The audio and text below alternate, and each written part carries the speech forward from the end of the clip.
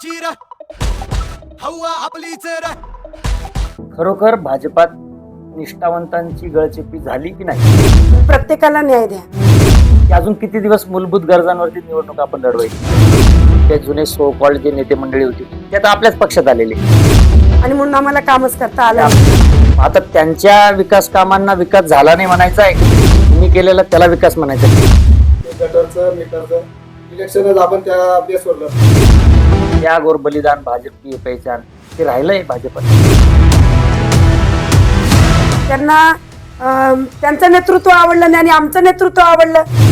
एकतर्फी जर नारा देणार की हिंदुत्ववादी जर आपली संघटना आहे, पण तो नागरिक स्थानिक स्वराज्य संस्थेत तुमच्या घराच्या बांधाला बांध लागलेला सुद्धा एक अल्पसंख्याक जो तुमच्या वर्षानुवर्ष तुमच्या सोबत राहतो, आज तुमच्या भूमिकेने तो कुठे दुरावला गेला का वाटतं आपल्याला? नवीन महापालिका झाली, नवे चेहरे दिसतील असं लोकांनी स्वप्नच बघितलं, तर त्याच राष्ट्रवादीने कपडे बदलले भाजपचे, पुन्हा तेच सत्तेत बसले. जनता ठरवणार आहे यांना पुन्हा सेवेची संधी द्यायची, पुन्हा नवीन चेहरा द्यायचा आहे. हवा कोणाची र हवा आपलीच र. अनेक वर्षांच्या प्रतीक्षेनंतर अखेर तो क्षण आलेला आहे. अनेक वर्षांच्या प्रतीक्षेनंतर महापालिकेचा बिगुल आज वाजलेला आहे. आपण आता सध्या आहोत प्रभाग क्रमांक 7 मध्ये आणि भाजपाचे अधिकृत उमेदवार आपल्या सोबत आहेत. आपण सुरुवात करणार आहोत भाजपाच्या ज्या उमेदवार आहेत, महिला उमेदवार, त्यांच्यापासून. ताई, तुमचं आमच्या हवा कुणाची या कार्यक्रमामध्ये सहर्ष स्वागत आहे. स्वराज्य खानदेश प्रस्तुत हा प्रोग्राम आम्ही जनतेसमोर नेत आहोत. आपले लोकप्रतिनिधी कसे असावेत, सध्या हवा कुणाची आहे, अनेक मुद्दे आहेत त्यांच्यावरती आज आपण चर्चा करणार आहोत. माझा सगळ्यात पहिला मुद्दा, खरोखर भाजपात निष्ठावंतांची गळचेपी झाली की नाही? खरं तर हे जे धोरण आहे, हे गल्लीपासून ते दिल्लीपर्यंतचं जे धोरण आहे की प्रत्येकाला न्याय द्या, प्रत्येक तरुणांना आणा, आणि म्हणून वरिष्ठ नेत्यांनी आपल्याच तरुण हा जो काही आपल्या स्तरावरून हे सगळ्या गोष्टी घडून आणलेल्या आहेत, त्यांच्या स्तरावरती आहेत. त्याच्यामुळे मला अधिक त्याच्यावर बोलता येणार नाही, आणि त्यांचं नियोजन आहे आणि त्यांच्या स्तरावरचं हे नियोजन असल्यामुळे त्याच्यावर मी अधिक बोलू शकतो. बरं, आपल्या काही सहकारी आहेत ज्यांना पहिल्यांदा संधी मिळालेली आहे किंवा या रणधुमाळीत तेही आपल्या सहकार्यांनी सोबत मतदार राजासमोर जात आहेत. आपण आधी नगरसेविका होते. आपण ज्या गेल्या पंचवार्षिक निवडणुकीत जनतेला जे काही जाहीरनामा दिलेला होता त्याबद्दल अनेक विकास कामं आपण केलेली असेल. आपल्याला वाटतं की काही विकास कामं राहिली आहेत किंवा आता आमच्या माध्यमातून आपण जनतेला सांगणार आहात की येणाऱ्या काळामध्ये आपण कशा प्रकारची कामं जी आहेत ती करणार आहेत. पण त्या तत्पूर्वी तुम्हाला थांबवतो की अजून किती दिवस मूलभूत गरजांवरती निवडणूक आपण लढवायची? बिलकुल. मी याच्यात तुम्हाला थोडीशी पार्श्वभूमी पण सांगेल की आमचा ग्रामपंचायत आमच्याकडे आधी होती वलवाडी आणि भोकर ग्रामपंचायत आणि नकाने ग्रामपंचायत, आणि धुळे महानगरपालिकेला आपल्याला माहिती आहे की हद्दवाढ 11 गावं हद्दवाढ म्हणून महानगरपालिकेला गेलेली आहेत. आणि म्हणून ग्रामपंचायतच्या काळामध्ये बॅकलॉग हा खूप होता. विकास कामं म्हणजे मी असं म्हणेन की विकासाचा जन्म झालेला होता किंवा याची मला देखील शंका आहे. परंतु जेव्हा मी मागच्या पंचवार्षिकला महानगरपालिकेला निवडून आलो आणि जेव्हा मी कामाला सुरुवात केली तेव्हा विकास कामं करत असताना एक प्रायोरिटी द्यायचं ठरवलं. तर प्रत्येक ठिकाणी, प्रत्येक गल्लीत, प्रत्येक कॉलनीमध्ये, प्रत्येक ठिकाणी प्रायोरिटी आम्हाला दिसत होती. आणि म्हणून आम्ही आधी ठरवलं की आपण एक ड्रेनेज लाईनची आपण व्यवस्था आधी करावी, कारण ती आमच्याकडे नव्हती. पिण्याचे पाईपलाईन कुजलेल्या होत्या, वारंवार लिकेजेस होत होते, ती आम्ही करावी. पथदिवे नव्हते, ते आम्ही करावे. आणि आम्ही अमृत 2 मधून ड्रेनेज लाईन आणि पिण्याचे पाईपलाईन आम्ही मंजूर केलेत. पथदिवे आम्ही मंजूर केलेत. सगळीकडे LED आज तुम्ही बघत असाल की संपूर्ण धुळे शहरात आणि 11 गावांमध्ये सगळीकडे LED लागलेले आहेत, हे आपण सुद्धा बघत असणार. आणि म्हणून ही कामं आज आमची इन प्रोसेस आहेत, ती कामं आमची चालू आहेत. आणि आजच्या आमच्या जाहीरनाम्यामध्ये असं आहे की मागच्या पंचवार्षिकला जे आमचा जाहीरनामा होता, तो जाहीरनामा जी जी काही कामं आहेत ती, कारण तुम्हालाही माहिती की आपण उभाटा सरकार होतं, उद्धव बाळासाहेब ठाकरेंचं सरकार होतं जेव्हा आम्ही निवडून आलो, आणि त्याच्यानंतर आमचा निधीसुद्धा रोखण्यात आला धुळे महानगरपालिकेचा. आणि त्याच्यानंतर कोरोना आला आणि म्हणून आम्हाला कामच करता म्हणजे आलं नाही. आपल्या सहकारी मित्रांचाही आता दबक्या आवाजात चर्चा आहे. जसं आपण उबाटाचं सरकार होतं, आपला निधी थांबवण्यात आला, विकास कामं थांबवण्यात बिलकुल. आली. आता ते आपल्या मांडीला मांडी लावून बसणारे तेच आपले सहकारी जे आहेत. आता आता मग याच्यावर मी असं म्हणेल आता की त्यांनी त्यांना दिला आहे का त्यांना मोदी पूर्णपणे? साहेबांचे विचार आवडले, त्यांना फडणवीस साहेबांचं काम आवडलं आणि नक्कीच मोदी ताई- साहेबांवर ताई- आणि फडणवीस साहेबांवर ताईंचं विश्वास उत्तर ठेवून आपल्याला ते थोडक्यात मिळालेलं आहे. काही आपल्या सहकाऱ्यांकडूनही आपण काही प्रश्न जाणून घेऊया. खरं तर आपण या रणधुमाळीत नवे आहात. आपण पक्षाची धुरा हातात घेऊन पुढे चालले आहात. मतदान रूपी आशीर्वाद आपण मतदाराकडे मागताय. काय प्रश्न घेऊन आपण जनतेसमोर जात आहात? तेच वॉटर, मीटर, गटर. आता हे प्रश्न 2025 सुरू आहे. तेच वॉटर, तेच मीटर आणि तेच गटर. जसं ताईंनी सांगितलं की आधी मोठा बॅकलॉग होता. पण ज्या बॅकलॉग ज्यांच्या काळात होता ते आता आपल्या घरात येऊन त्यांनी थाट मांडलेला आहे. जे काही जुने सो कॉल्ड जे नेते मंडळी होती ते आता आपल्याच पक्षात आलेली. मग आता त्यांच्या विकास कामांना विकास झाला नाही म्हणायचा आहे की तुम्ही केलेला त्याला विकास म्हणायचा आहे? काय तुमच्या तिघांपैकी कोणाला प्रतिक्रिया दिवशी वाटते की त्यांनी याच्या संदर्भात सांगावं? विकास कामं झाले नाही असं नाही म्हणता येणार. विकास कामं बऱ्यापैकी झाले, परंतु आमचा जो भाग आहे हा 100% ग्रामीण मतदारसंघाचा भाग आहे. इथे रस्त्याची अडचण खूप होती. इथे गटरचं, मीटरचं इलेक्शनच आपण त्या बेसवर लढतो. गटर, मीटर आणि वॉटर इथे आपण काही राज्य महामार्ग मंजूर नाही करू शकत. आता आमच्या समोर सर्वात मोठा जो प्रश्न आहे की पावसाचं पाणीचं निचरा कसा करायचा, की ते पाणी रस्त्यावर वाहू न देणे, याच्यासाठी आपण काय उपाययोजना करायला पाहिजे. आमच्या समोर सर्वात मोठा तो प्रश्न आहे. दुसरा प्रश्न आमच्या समोर असा आहे, आमचा जो भाग आहे हा वडेल जंगलाला लागून असलेला भाग आहे. इथं जंगली प्राण्यांचा अधूनमधून वावर असतो. तो दुसरा प्रश्न आहे आमच्याकडे. आणि ज्यांनी कामं केलेत ते आज उमेदवार आज आमच्यासोबत आहेतच, पण नवीन होतकरू उमेदवार पक्षाने जाणून बुजून यासाठी टाकले की आमच्या दृष्टीने कुठल्या कामाला वाव मिळेल आणि कुठल्या कामं आम्ही करू शकू. यामुळे आम्हाला नवीन 2 उमेदवार त्यांच्यात ॲड केलेले. नक्की तुम्ही तुमच्या पक्षाची बाजू बरोबर मांडतायत, पण महत्वाचा मुद्दा काय आहे की तुमचा प्रभाग वगळला. आयारामान गयारामांना भरपूर संधी दिलेली आहे, निष्ठावंतांना डावललं गेलेलं आहे. हे जग जाहीर, हे महाराष्ट्राची स्टोरी तुमच्या पक्षाची झालेली की तुमच्या पक्षात आलं की तो पवित्र झाला. आता पण याच्यावर मी इतरांचं काय? आणि राहिलेल्या महत्वाच्या काही घडामोडी येणाऱ्या काळात आता काही दिवसापूर्वी घडल्या की तिकीट चे एबी फॉर्म पळवण्यापासून असेल, मोठमोठे नेते काल कोणत्या पक्षात, आज कोणत्या पक्षात. तर माझा एक ज्या पद्धतीची जी भाजपकडे पाहण्याचा दृष्टिकोन होता की त्यागोर बलिदान भाजप की पहिचान, ते राहिलंय भाजपात.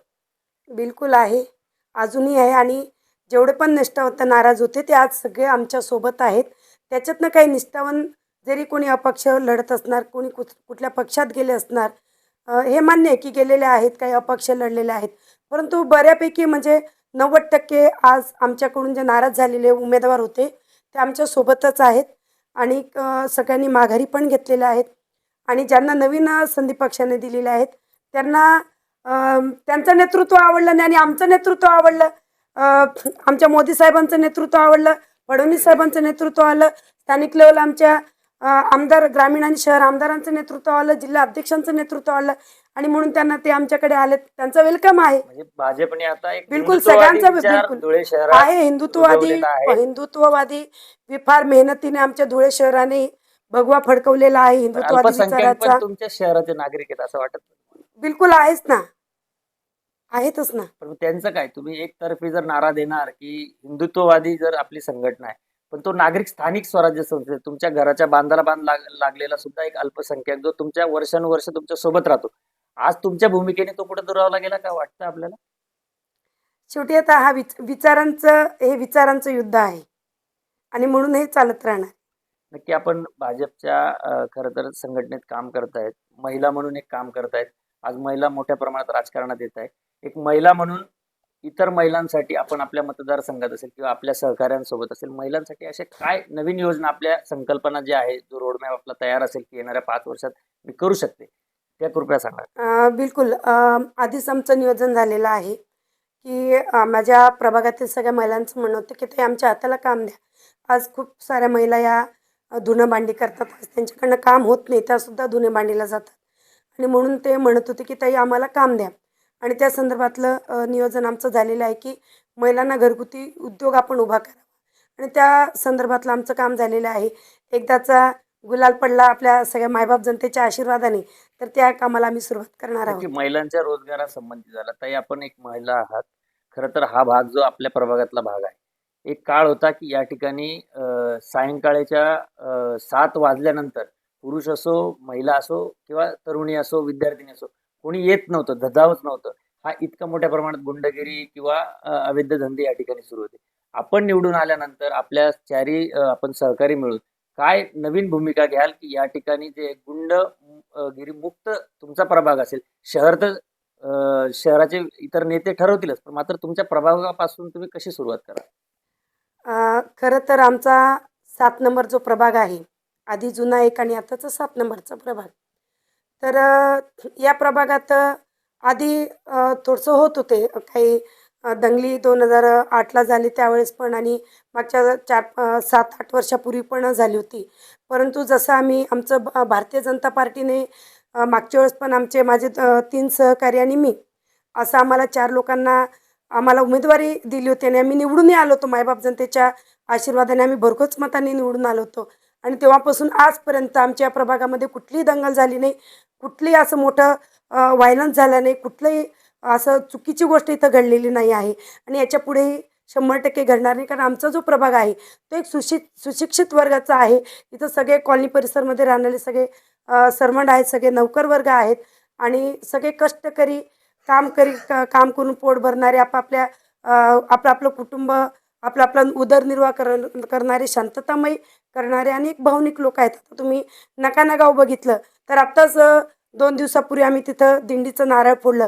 एक तिथं भावनिक गाव आहे आमचं, सेवकरी गाव आहे आणि त्याच्यामुळे असं कुठल्याही प्रकार गुंडगिरी वगैरे आमच्या 7 नंबर प्रभागात तरी नाही. आता आपण 7च्या थोडंसं बाहेरचा विचार केला, ज्या पक्षात आपण काम करतात शहरात मोठ्या प्रमाणे. आता जेव्हा आपण आपल्या मनपा सभागृहात जाल, अनेक प्रश्न आपल्या कानावरती येतील, आपल्या डोळ्यासमोर येतील. गेले 5 वर्ष आधीच्या निवडणुकीमध्ये मंत्री गिरीश महाजन असतील, अनुप अग्रवाल असतील, यांनी मोठा नारा दिला होता. सुभाष भामरे असतील. 50+ तुमचं स्वप्न पूर्ण झालं. विकासाचे मोठ्या मोठ्या वल्गना केल्या गेल्या. अनेक विरोधकांकडून असेल, सत्ताधाऱ्यांकडे असेल. जनतेचं यामध्ये किती प्रकारे काम झालं? ते रस्ते अजूनही अपूर्ण आहेत. भ्रष्टाचाराचा आरोप महानगरपालिकेवरती सत्ताधाऱ्यांवरती झाला. टक्केवारीचं मोठ्या प्रमाणात जे जाळं आहे ते धुळे महानगरपालिकेत आहे. अशा सगळ्याचा विचार करतात खरोखर एखाद्या काम करणाऱ्या लोकप्रतिनिधीला, तो सत्ताधारी असो किंवा विरोधक असो, शक्य होतं? बघा, वल्गना म्हणता येणार नाही कारण आपल्याला सगळ्यांना माहिती आहे की भारतीय जनता पार्टीची गेल्या पंचवार्षिकपासून सत्ता आहे. याच्या आधी राष्ट्रवादीच्या हातामध्ये महानगरपालिका होती आणि भारतीय जनता पार्टीच्या हातामध्ये मागच्या 5 वर्षात सत्ता आलेली आहे. त्यात 2.5 वर्ष कोरोना गेला की आमच्याकडे 2.5 वर्षाचा कालावधी होता आणि त्याच्यानंतर प्रशासक बसलेलं होतं. तर त्या 2.5 वर्षामध्ये म्हणजे आपणही बघत आहात की धुळे शहरामध्ये या 2.5 वर्षाच्या कालावधीच्या आधीचा पिरियड जर आपण बघितला तर तो रस्ता कुठे होता, ड्रेनेज कुठे होती, काय कुठे होते आपण सगळ्यांनी बघितलेलं आहे. परंतु जेव्हा भारतीय जनता पार्टीची सत्ता धुळे महानगरपालिकेला बसली त्यावेळेस आता ड्रेनेजचं जर काम देवपूरमध्ये ड्रेनेजचं काम केलं तर रस्त्यांची तोडफोड होणार आहे. एखादं आपण घर बांधलं तर तोडफोड होतेच. एखादी गोष्ट आपण दुरुस्त करायला म्हटली तर त्या प्रकारे ते झालं आणि देवपूरमध्ये मोठ्या प्रमाणावर आता रस्ते झालेलेच आहेत. तुम्ही नाकरू शकत नाही त्याला. ताईंचा एक निवडणुकीच्या काळात ताई आपल्या पक्षाची ठामपणे बाजू मांडतायत, त्याबद्दल दुमतने जनता ती बघते. परत ताईंना सांगायचं तात्पर्य हेच आहे, आपण आपल्या पद्धतीने आपली भूमिका मांडताय, आपल्या पक्षाची भूमिका मांडतायत, मान्य. आपण आत्ताच बोलता बोललात की आधी राष्ट्रवादीची सत्ता होती. ताई राष्ट्रवादीचं राहिलंय कोणी? नाहीच ना. बघा ना, आलेले आता आहेत ना, उमेदवारी केलेली आहे राष्ट्रवादीने आणि राष्ट्रवादीचा नेता बघा तुम्ही, माजी आमदार आपले जे राष्ट्रवादीचे सत्ताधारी नाही ते तर आता गेले. परंतु ज्या राष्ट्रवादीचं आपण सांगतो जे सत्ताधारी होती त्यांचे जे नेते आहेत ते आपल्या मला तुम्हाला हेच विचारायचं आहे की याच्या आधीचे जे आमदार आहेत आपले फारुख शहा आमदार होते, काय केलं आमदारांनी? जर का एवढा मोठा बॅकलॉग जर का आपण धुळे शहरात मला आज आपण विचारत आहात तर माझा एवढंच त्यांनी काम केलं. केलं आहे की नाही, जनतेने तो कौल दिलेला आहे. जर का माझा- त्यांनी काम केलेलं राहिलं माझा असतं तर आज प्रश्न- एवढं नाही, नाही. बॅकलॉग आपल्याला दिसलं काही नसतं. काही महत्वाचा मुद्दा आहे. आपण जी भूमिका मांडली 100% बरोबर आहे. जनतेने त्यांना त्यांची जागा दाखवली, पण जी सत्ताधारी राष्ट्रवादी जी महापालिकेत होती हम्म. त्यावेळेसचे नेते आज भाजपात आहेत. ते तुम्हालाही माहिती असेल किंवा मी त्यांचं स्पष्ट तुम्हाला नाव सांगू शकतो की जे भाग्यविधाते म्हटले जायचे, राजवर्धनजी कदम बांडे, जे राष्ट्रवादीचं नेतृत्व करत होते. संपूर्णपणे सत्ता ही त्यांची होती महानगरपालिकेत. नवीन महापालिका झाली, नवे चेहरे दिसतील असं लोकांनी खरं तर स्वप्नच बघितलं. पण त्याच राष्ट्रवादीने कपडे बदलले भाजपचे आणि पुन्हा तेच सत्तेत बसले. आणि शेवटी- आता जनतेने पुन्हा त्यांना निवडून द्यायचं की एका निष्ठावान किंवा आपल्यासारखे काम करणाऱ्या मंडळींना निवडून द्यायचं, आता जनतेकडं हा मोठा प्रश्न आहे. आता शेवटी कसं असतं, मोदी साहेबांचे विचार त्यांना आवडले, फडणवीस साहेबांचं काम त्यांना आवडलं आणि त्याच्यामुळे आज ते आम्ही सोबत आहोत आणि त्यांचं मार्गदर्शन आम्हाला लाभतं. आणि हे सगळे वरिष्ठ नेत्यांच्या मार्गदर्शनाखाली आम्ही सर्व आपल्या आपल्या प्रभागात नेतृत्व करणारे आम्ही नगरसेवक आहोत, जनतेचे सेवक आहोत. आम्ही त्यांच्या सगळ्यांच्या नेतृत्वाखालीच आम्ही काम करत आहोत. आणि मी हेच म्हणेल की वरिष्ठांचं त्यांना विचार आवडले म्हणून ते काम करण्याची पद्धत आवडली आणि सगळेजण आम्ही एकत्र थोडक्यात आलो. ताईंची आणि भूमिका मला मांडली. 1 मिनिटं भाऊ, मी तुमचा 1 मिनिटं वेळ घेईल. जर काही धुळे शहरामध्ये जर सगळे एकत्र येत असणार तर याच्यात वावगं काय? तर मला असं वाटतं की ही आनंदाची गोष्ट आहे की सगळे वरिष्ठ नेते एकत्र आलेले आहेत, सगळी धुळे शहराची जनता एकत्र आलेले आहेत. तर मला असं वाटतं की विकास आता आपण बघाल खूप मोठ्या प्रमाणावर 100% विकास असणार आहे. नेते 100% एकत्र आले.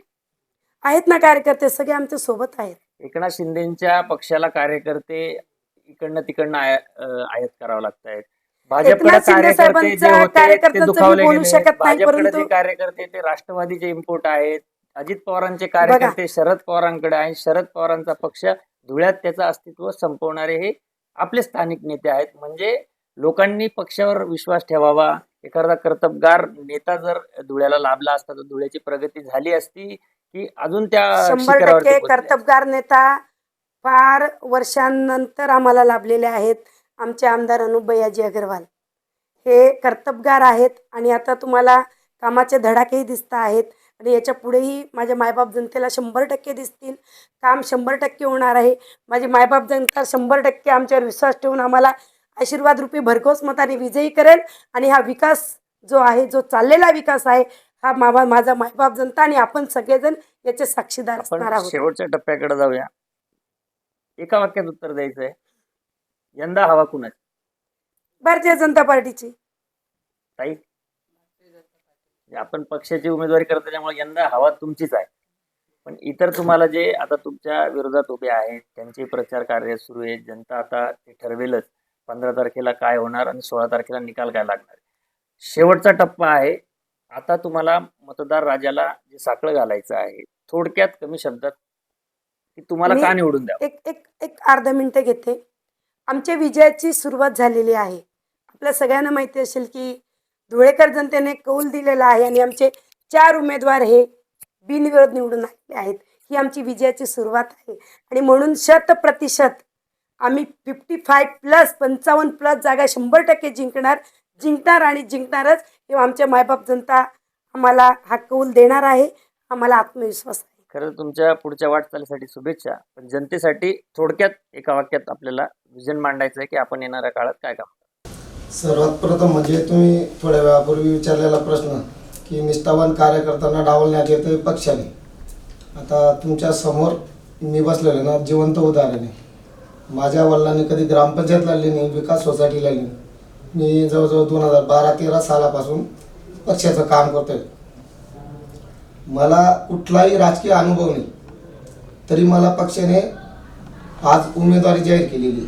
ती माझ्या कामाच्या जोरावर, पक्षाचा मी निष्ठावान कार्यकर्ता आहे त्या जोरावर दिलेली. आणि आता आपण जर विचारतायत प्रश्न दुसरा की आता कुठल्या कामाला आम्ही प्राधान्य देणार आहोत. आमचा जवळजवळ भाग, आमचा प्रभाग जवळजवळ 60% हा स्लम एरिया आहे. आमच्याकडच्या जनतेचे खूप काही मागण्या नाही. त्यांना वेळेवर घन कचरा गाडी यावी, पिण्याचं स्वच्छ पाणी मिळावं, त्यांच्या गटारींचं पाणी हे योग्य रीतीने नाल्यापर्यंत पोचावं, एवढ्या छोट्या छोट्या समस्या आहेत. आणि त्या समस्यांना आम्ही सामोरं जाऊ, सभागृहात ठामपणे मांडू. आणि त्याचं निराकरण करू आम्ही.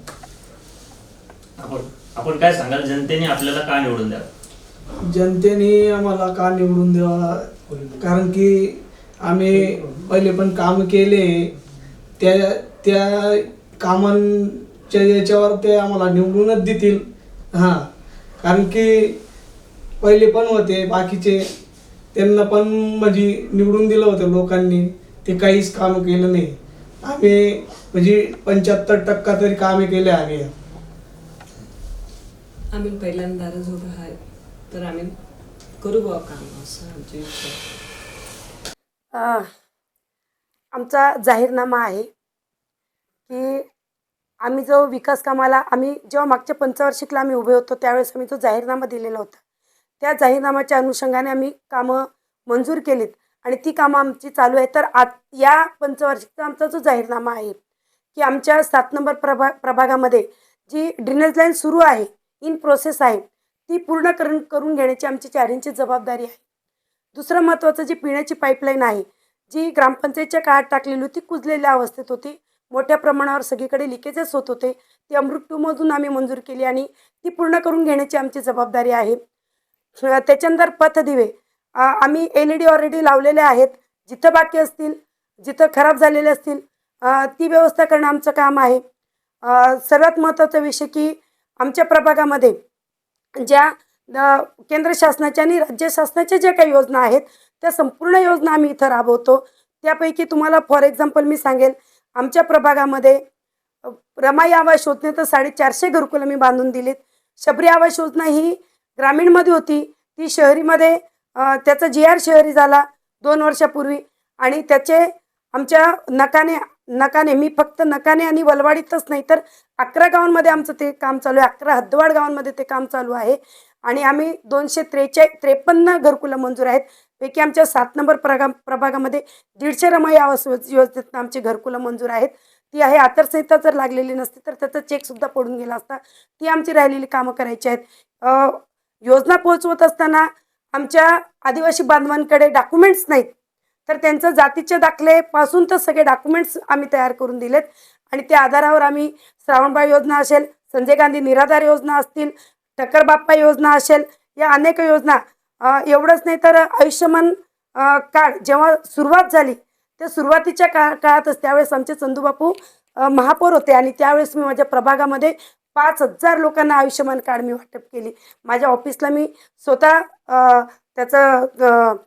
स्वतः माझ्या ऑफिसला प्रोसेस केली आणि मोठा कार्यक्रम आयोजित केला होता आणि चंदूबापू यांच्या हस्ते, महापौर साहेबांच्या हस्ते आम्ही ते वाटप केलेले होते. त्याच्यानंतर प्रभागामध्ये रस्ते, आता आम्ही जे ड्रेनेज करतो आहे तर आमचे झालेले रस्ते देखील फुटलेले आहेत, खराब झालेले आहेत. बऱ्याच ठिकाणी आता तुम्ही बघतायत की खडी टाकलेली आहेत आणि रस्ते मोठ्या प्रमाणावर आम्हाला करायचे आहेत. तर मेन काम आमचं आहे रस्ते. त्याच्यानंतर जिम असतील, वाचनालय असतील, बऱ्याचशा काही ठिकाणी आता तुम्हाला सांगते, मीटरवर पाण्याची योजना मागच्या वेळेसच सुरू झाली असती, परंतु मी थांबवलं होतं कारण आमच्याकडे स्लम एरिया मोठा आहे, पाणी साठवायला त्यांच्याकडे जागा नाही किंवा आज आर्थिक बोज त्यांना उचलता येणार नाही आणि म्हणून आम्ही ते थोडंसं थांबवलं होतं, परंतु ते होणार आहे. तर अशा अनेक ज्या विकास जी कामं आहेत, पायाभूत सुविधा आहेत, त्या आम्हाला कराव्या लागणार आहेत. जी राहिलेली कामं आहेत ती आम्हाला पूर्ण करायची आहेत आणि त्याच्या उपर आम्हाला जाऊन आम्हाला काही नवीन काय करता येईल का. तरुण मंडळी आहे, त्या तरुण मंडळीसाठी त्यांच्या कामाला काय हाताला काम मिळेल का, आमच्या तरुण मुली आहेत त्यांच्या हाताला काम मिळेल का. आमचे बांधव फार वेष्णाधीन होत आहेत आणि आता आम्ही बघतोय की मी रोज 4-5 दिवसाआड, आठवड्याआड, महिन्यातले 3-4 वेळा रोज मी मौतीला जाते आणि सांगताना मला अतिशय दुःख होईल की मौतीला कोणाच्या जाते, तर माझ्या तरुण बांधवांच्या मौतीला जाते मी. एकदम तरुण, म्हणजे 21 वर्षे, 18 वर्षे, 20 वर्षे, 22 वर्षे, 25 वर्षे, हे त्यांचं मरणाचं वय नाही आणि या वयात ते मरतायत. तर फक्त व्यसन, दारू, गांजा हे काय प्रकार आहे ते कुठून येतं, तर ह्या प्रकारे ते मरतायत. तर हे कुठेतरी थांबलं पाहिजे. तर यांचं आम्हाला प्रबोधन करायचं आहे, शिक्षणासाठीचं प्रबोधन करायचं आहे, रोजगारासाठीचं प्रबोधन करायचं आहे, आरोग्यासाठीचं प्रबोधन करायचं आहे. नक्कीच आपण होतो प्रभाग क्रमांक 7 मध्ये. खरं तर उमेदवारांचं मत आपण ऐकून घेतलेलं आहे, त्यांचं विजन ऐकून घेतलेलं आहे. मात्र यांचा कौल जनता ठरवणार आहे की यांना पुन्हा सेवेची संधी द्यायची आहे की पुन्हा नवीन चेहरा द्यायचा आहे. लवकरच आपण दुसऱ्या प्रभागातही चर्चा करणार आहोत. नेमकं काय विजन घेऊन उमेदवार या रणांगणात उतरलेले आहे आणि खरी यंदा हवा कुणाची आहे. नमस्कार. हवा कोणाची र हवा आपलीच र